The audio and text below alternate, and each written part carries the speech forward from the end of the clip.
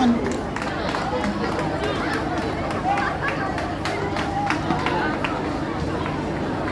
so good morning to our principal, our vice principal, our parents, educators, and the students of this wonderful school. I'm very, very impressed at what I saw today. Normally a lot of things happen in the center of Lagos. And just coming here and seeing what you guys are doing, you and everyone here, you are moving to greatness, because this is what we're talking about. Where you find the flames of STEAM. And as one of the educators said, STEAM is what? Science, technology, engineering, art and maths. And we saw that today, where you had to create something 3D, construct it. So you needed a list of critical thinking, team building, so all the things that will make everyone innovative. And that's what we saw today. So I'm Mrs. Dele Tejesho, the founder of Wificombat Academy. And we've done a lot of great things, championing young people like you into the future of work. And today we're celebrating Science Day, World Science Day, and science has gone beyond just inventions, but being able to, know what's happening within the digital space. So we all know that we're in the digital economy, am I right? Do you know what a digital economy is? Okay, so I need someone to give an extra microphone. So when I ask questions, because I want it to be very interactive, I don't want it to be a lecture. Let's all talk. When I came here, I just saw the number of people and I saw my audience. So I want to break it down, break it down. So let me just tell you a bit about myself. So I read computer science and engineering at Lautech in Commercial. And every time I was a pioneer. We were the first students.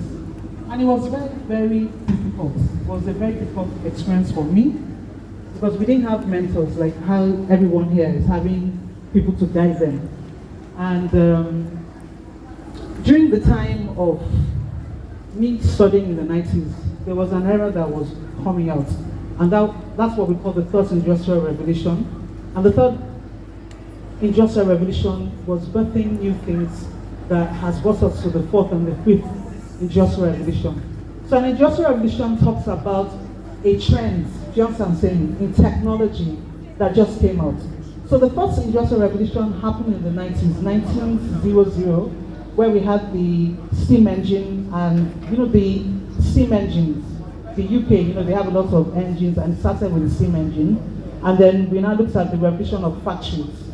Then there was nothing like factories, but that started late 18th to 90s. And during that period, education was a bit, I don't know how the education was, but looking at those days, the way they were training everyone here was more for the first and second industrial revolution.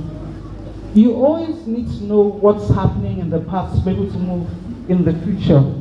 If you don't know what's happening in the future, then if you don't know what has happened in the past, then you can't change the future.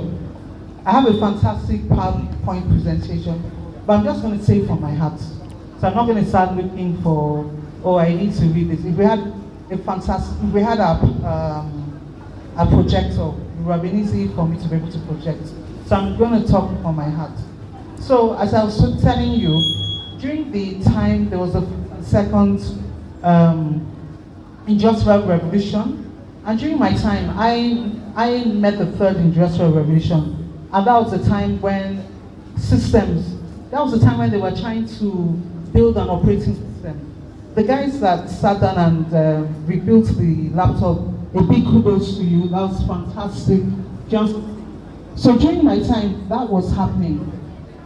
In the second industrial revolution, you have people like the founder of Microsoft, who at the age of 7 years old, the mom bought him a laptop. No, bought him a system, because the systems were very big. There was nothing like a laptop. And he had a club, because he wasn't very good in tech. So can anybody know who's the founder of Microsoft? Who's the founder of Microsoft? Can we get a microphone so that we can, so somebody has to go around and when we're asking questions. So who's the founder of Microsoft? Bill Gates. Bill Gates, thank you. So do you believe that Bill Gates was as young as you? He was. So what helps him project? I read an entire book about the revolution of the technology, how it started growing. So during his time, he was just 7. The mom had a lot of money, and she knew that her son had abilities, but he didn't really fit into school. So they had this club, this STEM club. So STEM club has been happening since the 60s.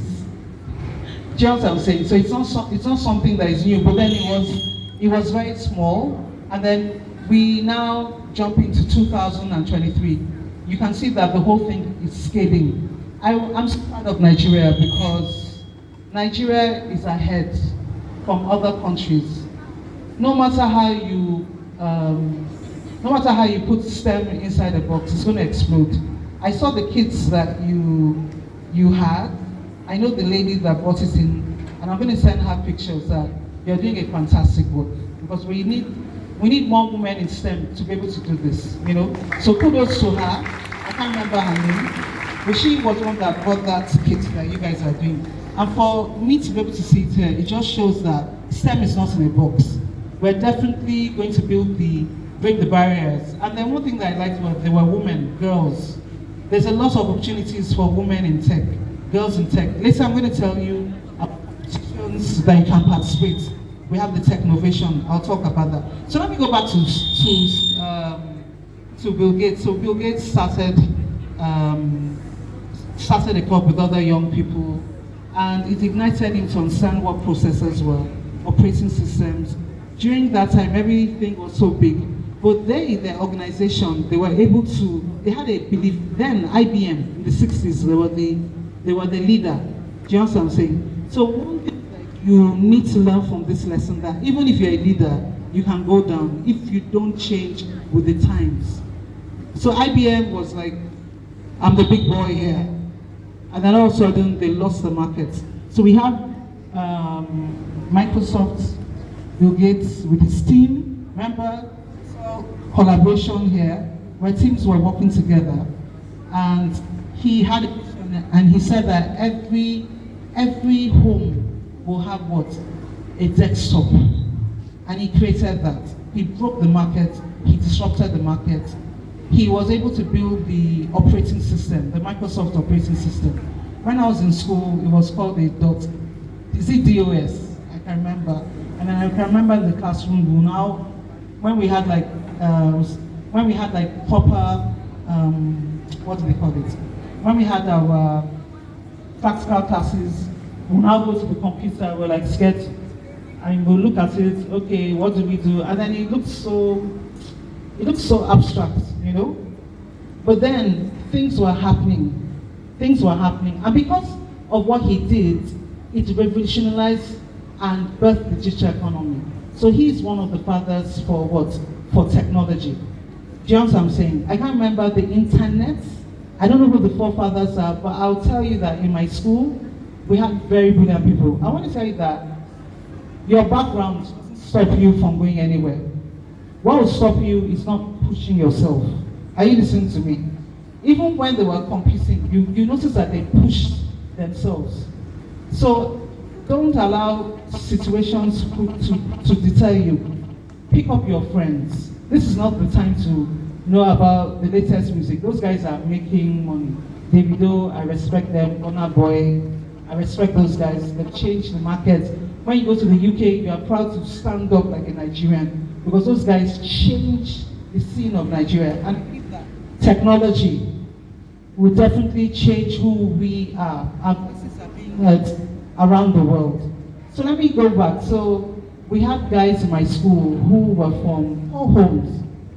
They lived in villages, and I will never forget. So I had this brilliant guy. His name is called Muda, and Muda made a first class. He's one of the fathers of the internet, and I'm so proud of him. The downloading that you can do, he actually, what do they call it? He actually built that software, and he did this in the late 90s, early 2000s. He had scholarships. He was the first Nigerian to work for Microsoft. So I want to tell you that technology will take you anywhere in the world if you push yourself. I'm going to break everything down. My brain is there.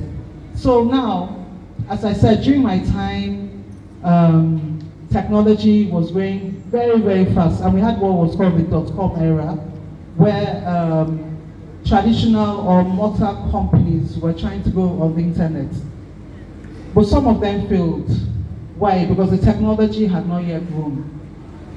And I'll tell you the companies that survived. So we have companies like, surprisingly, Google, Alibaba, and eBay, and Amazon, yes. How many of you, can somebody tell me what Amazon does? Amazon, okay. Sorry, can you just make it like 1 minute? I won't want to make the video like a 1 hour video. Just, you can stop and start.